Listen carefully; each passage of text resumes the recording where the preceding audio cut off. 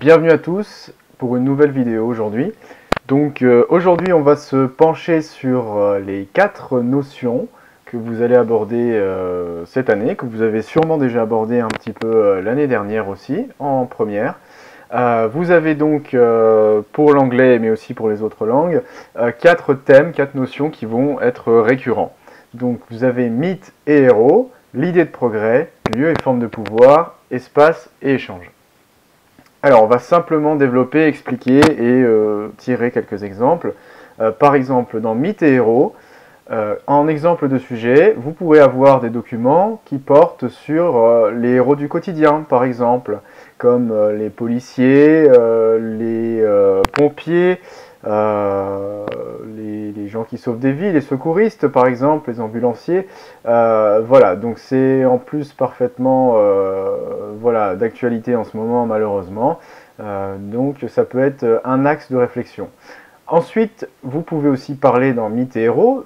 Des mythes et des légendes sont-ils perçus comme des légendes ou des réalités? Le Loch Ness, Bigfoot, voilà, ce sont des exemples où on a des croyances qui restent un peu ancrées. Bon, on sait plus ou moins que ce sont des légendes, mais ça attire quand même encore beaucoup de monde. Les héros historiques aussi. Vous avez par exemple, alors ceux que vous avez sûrement vus de manière très répétée, Martin Luther King, Rosa Parks, d'accord, hein, toujours les mêmes. Vous pouvez en prendre d'autres, hein, ça peut tomber sur d'autres personnes, d'autres personnages assez célèbres. Ensuite, vous avez l'idée de progrès. Donc l'idée de progrès, vous avez des exemples de sujets qui tournent autour des nouvelles technologies, des mondes virtuels, le monde de demain par exemple. Vous avez aussi les conséquences positives et négatives du progrès. Positives sur l'hygiène, la santé, voilà. Négatives parce que ça engendre de la pollution, des disparités entre les populations. Voilà, donc. Ensuite, le troisième thème, c'est lieu et forme de pouvoir. Alors, pas forcément le plus simple. Alors là, on parle, par exemple, de pouvoir et d'influence, le pouvoir qu'a la presse ou la publicité sur les gens. L'incarnation du pouvoir, les monarchies, les démocraties. Vous allez sans doute le voir notamment avec la monarchie britannique, hein, la reine, le prince, d'accord, toute la famille royale. Ensuite, vous pouvez aussi voir qui décide de nos vies, par exemple, ça peut être un sujet. Voilà, suivre la mode, les amis qui conseillent des choses, les médias qui incitent à faire telle ou telle chose. Voilà, c'est aussi une forme de pouvoir. Ensuite, espace et échange, le dernier thème, ce sont comme sujet les formes d'échange, la communication, les langues évidemment, hein, d'accord. Quand vous parlez d'espace et échange, je pense qu'il est logique de parler des langues, d'accord. Si vous avez fait un document qui traite d'un pays étranger, parlez des langues, d'Internet.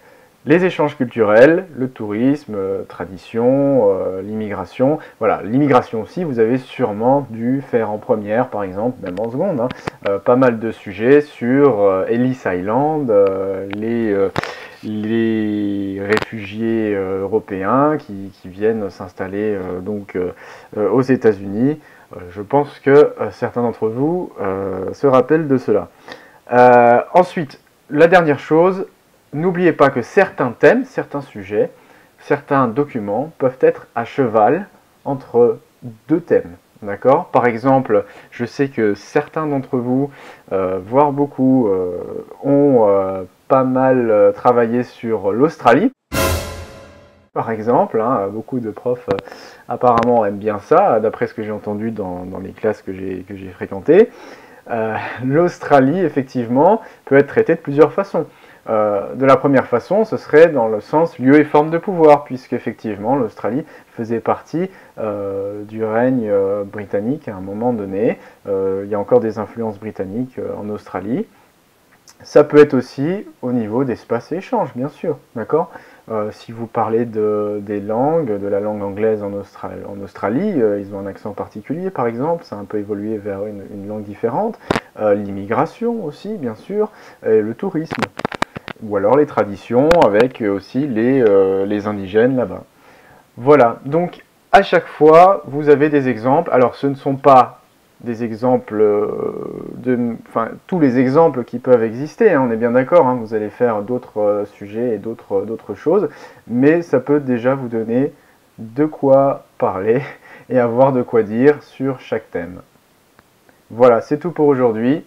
À bientôt pour la prochaine vidéo.